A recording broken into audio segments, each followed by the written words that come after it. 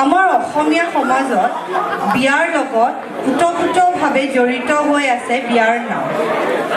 গাঁৱতে হওক চহৰতে হওক বিয়ালৈ গ'লে বিয়া নাম আমি শুনিবলৈ পাওঁ।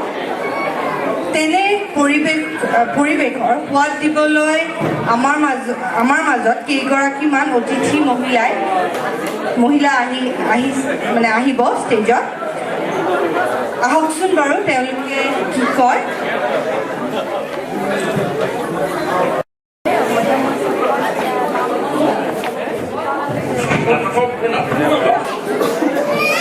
নমস্কাৰ, আপোনালোক সকলোক মেলবৰ্ণৰ ৰাইজক, অসমীয়া ৰাইজক আমাৰ কামুতিৰ ফালৰ পৰা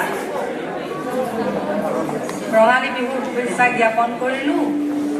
আৰু আমি ইয়াতে এতিয়া আপোনালোকক অসমীয়া প্ৰবাসী অসমীয়াক আমি কেইগৰাকীয়ে আজি বিয়া নামৰ আভাস দিবলৈ ওলাইছোঁ। এই বিয়া নামত আমি প্ৰয়াস কৰিছোঁ এখন বিয়াত হোৱা পৰ্ব যেনে জোৰোণ দিয়া, নোওৱা, পানী তোলা, আদৰা, কইনাক বিদায় দিয়া ইত্যাদি আদি সামৰা হৈছে।